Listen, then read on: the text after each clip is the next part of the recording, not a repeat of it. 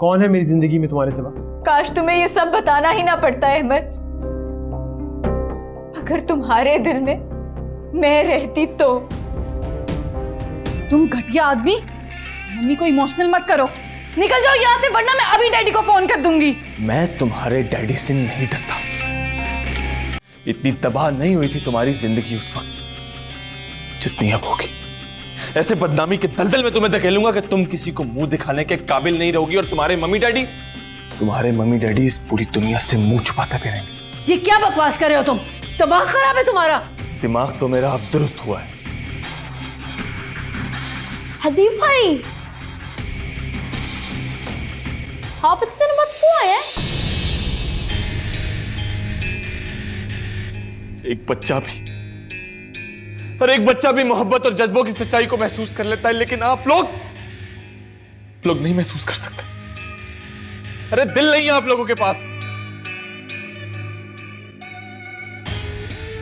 और अफसोस की बात तो यह है कि इस तूफान की लपेट में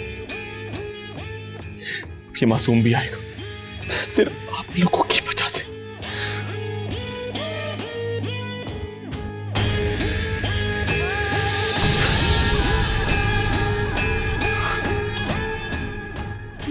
शोभी, कहाँ जा रहे हो?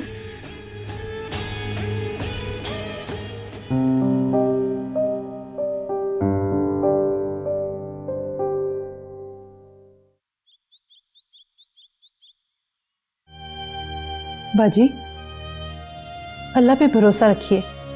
हदीज साहब इंशाल्लाह खैरियत से वापस आएंगे। बस आप अपनी सेहत का ख्याल रखें।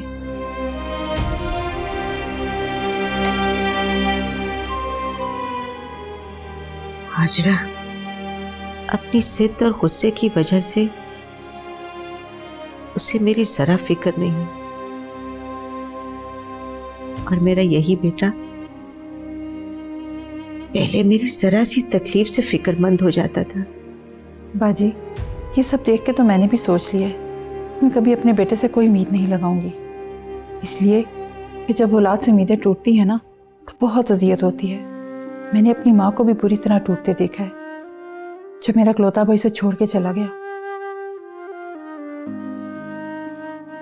नहीं हाजरा, मेरा बेटा बिल्कुल ऐसा नहीं है। बस तुम दुआ करो कि उसकी मुश्किलें आसान हो जाए, खत्म हो जाए। बाजी, मेरी सब दुआएं आपके साथ हैं, आप परेशान मत हो, अल्लाह पाक सब खैर करेंगे। बस आप अपनी सेहत का ख्याल रखिए। ये पानी ले जाओ, मुझे नहीं चाहिए।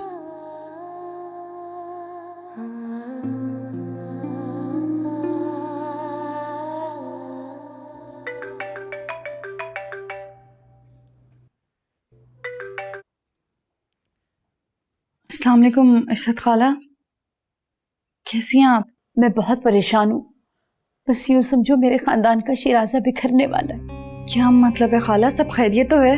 पता नहीं सूबिया अहमद को क्या हो गया है, दिन ब दिन आशी से रूड होता जा रहा है। अब उसकी जुबान पर बार बार तुम्हारा नाम आ रहा है। वो पछता रहा है आशी से शादी करने पर। मैं समझ नहीं पा रही खाला कि अहमद ऐसा क्यों कर रहा है। खाला, मैं पहले ही हदीद की वजह से बहुत परेशान हूं, फिर अब मजीद बदनामी का इंतजाम ये अहमद कर रहा है। मैं जानती हूँ सूबिया, हदीद ने तुम्हारे साथ बहुत गलत किया है, लेकिन मसलहत इसी में है बेटा कि तुम उसे माफ कर दो, वरना 2-3 खानदान फिर तबाही की सद में आ जाएंगे। खुदा के लिए ठंडे दिल दिमाग से सोचो। देखो, अगर हशाम ने सुल्तान से कुछ कह दिया गुस्से में आकर, तो हम दोनों बहनें फिर से जुदा हो जाएंगी। और देखो, ऐसा ना हो कि किसी की जान ही चली जाए, फिर सुल्तान ये बात बर्दाश्त ना कर पाए तो क्या होगा? चुप कर जाए खाला, चुप कर जाए प्लीज, बस कर दें ये सब। सोबिया मेरा बच्चा, बस तुम अहमद को अपनी तरफ से ना उम्मीद कर दो, वरना वो किसी वक्त भी आशी को छोड़ सकता है और फिर सारा इल्जाम तुम पर आ जाएगा। मैं रिक्वेस्ट कर रही हूँ तुमसे, कुछ भी करो, बस खानदान को तबाही से बचा लो प्लीज।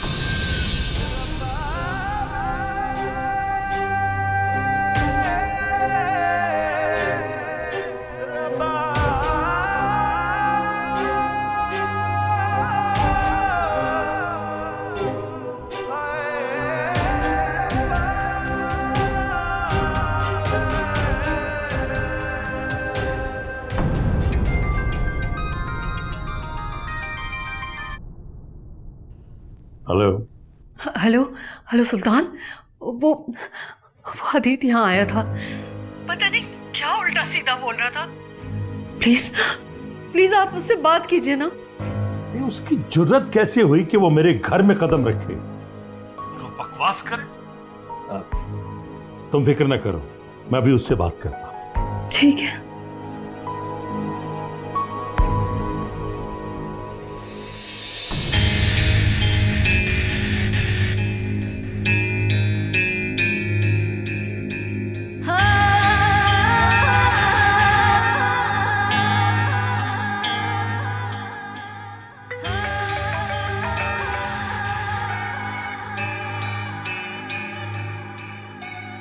कहिए सुल्तान अंकल, अब और क्या सुनाना बाकी रह गया? जब तुम्हारी मेरी बात हो चुकी थी तो फिर क्या जरूरत थी कि तुम मेरे घर में जाओ और उल्टा सीधा बकवास करके आओ?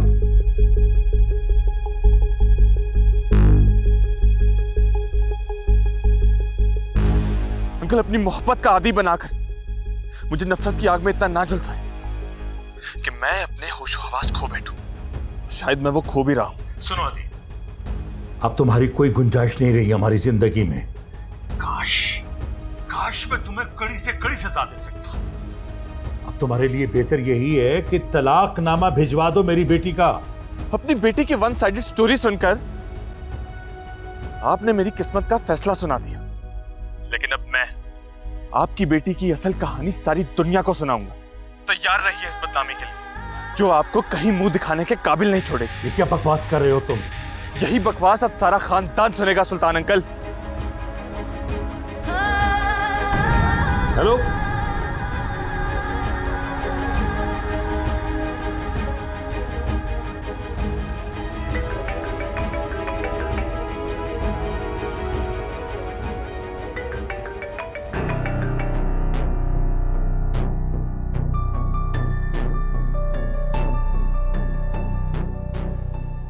अपना किरदार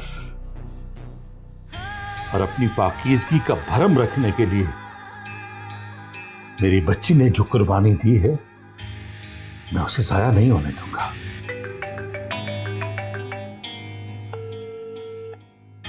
फोन उठाओ अदीद, फोन उठाओ।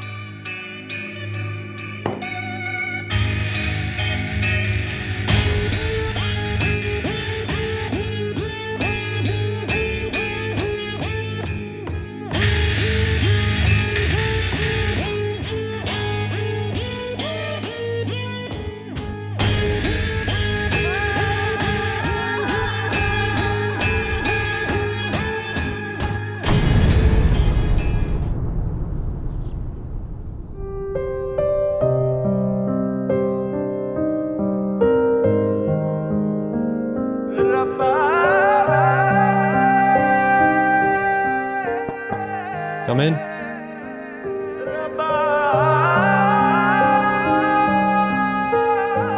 कैसे हो अमर? तुम यहाँ क्यों आई?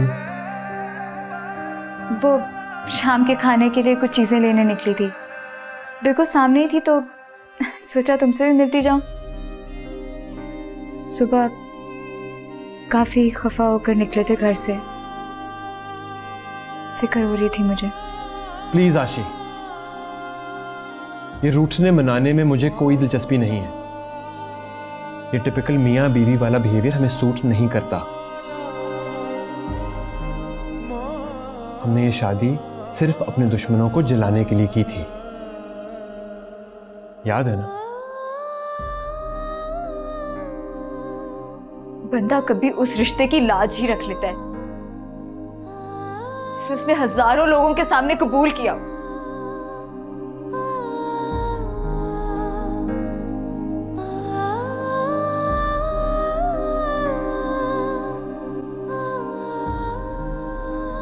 इस सबसे पहले हम दोस्त भी तो थे अमर, तब भी तो हम एक दूसरे से नाराज हो ही जाते थे।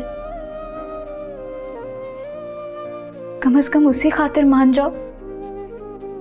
वैसे यूरोप में तो तुम मुझे हस्बैंड की तरह ही महसूस होते थे, या शायद वो सोबिया से दूरी का असर था। जो यहाँ आते ही खत्म हो गया।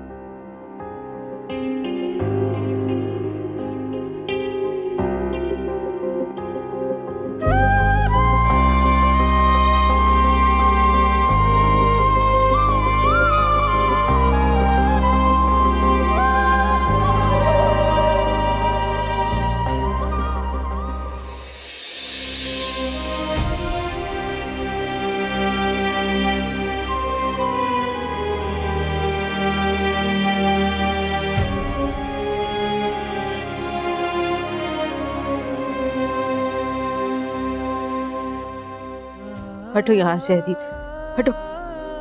तुम क्या समझते हो?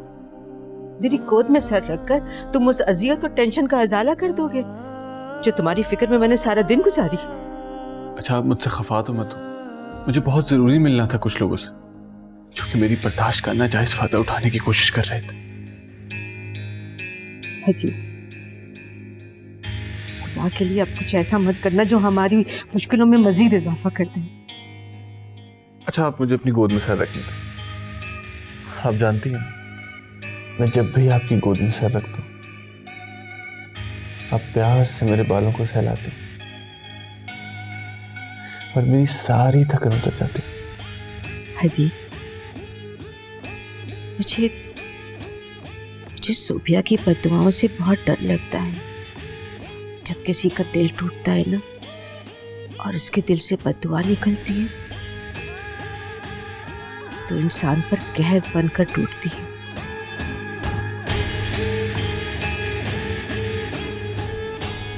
मुझे तो ये लगता है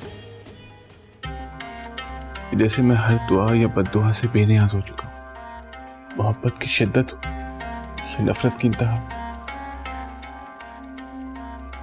दोनों जैसे मेरे हर एहसास पर छा गई।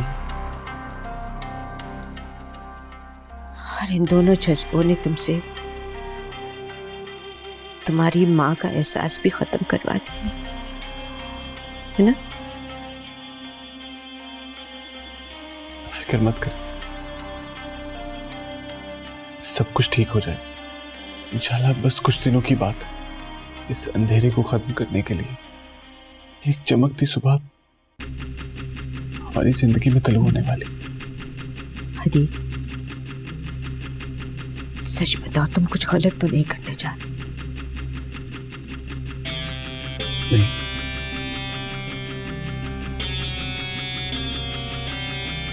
बस कुछ लोगों को ठीक करने के लिए उनको कड़वी दवा पिलानी पड़ रही है। और बस, बिल्कुल फिक्र मत करें आप।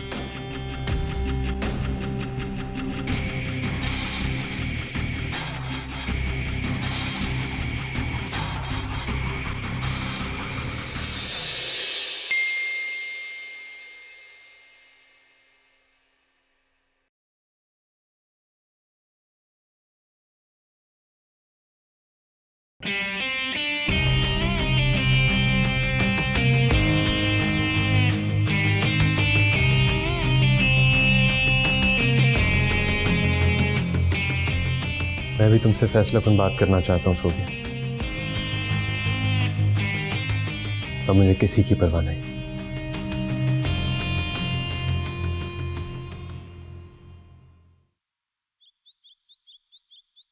आज आप इतनी जल्दी आ गए ऑफिस से?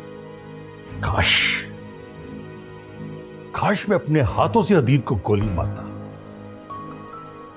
लेकिन क्या करूं, इस वक्त खुद को बहुत मजबूर और बेबस महसूस कर रहा हूं। अच्छा, तो हदीद ने आपसे भी वही सब कुछ कहा जो हमें सुनाकर गया था?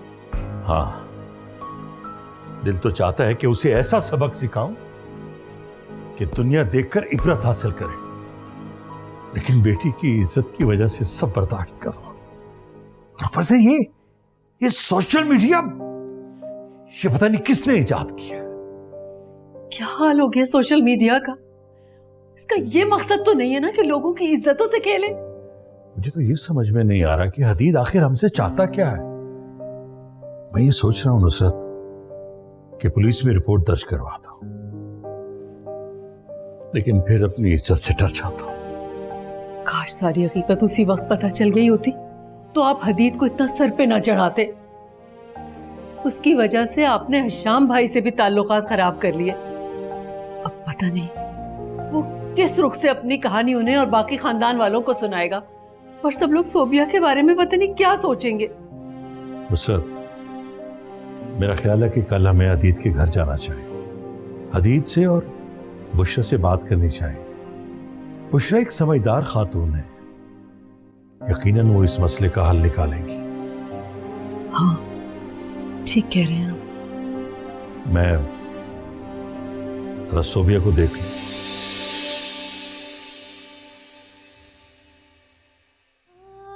तुम अहमर को अपनी तरफ से ना उम्मीद कर दो, वरना वो किसी वक्त भी आशी को छोड़ सकता है और फिर सारा इल्जाम तुम पर आ जाएगा। मैंने आपकी गोटी पीट दी। अल्लाह, ये कैसे किया तुमने? चीटिंग किया ना?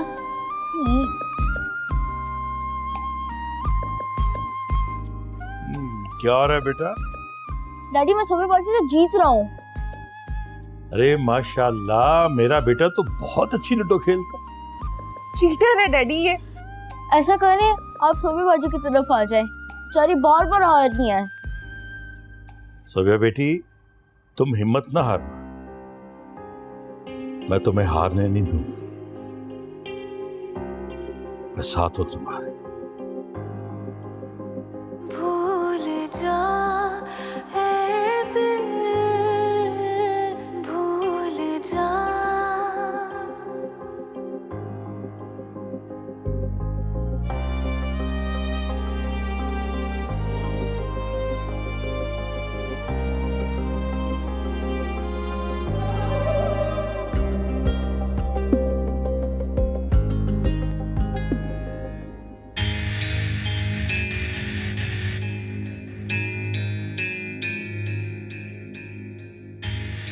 तुम दोबारा बहुत जल्द मेरे इस कमरे में आने वाली, और इस बार शराब नहीं, हकीकत बनकर रहोगी मेरे साथ। हम यहीं आसपास थे, लेकिन हम तेरे इल्तिफात को तरसे। उम्र भर गुफ्तगू रही, लेकिन प्यार की एक बात को तरसे।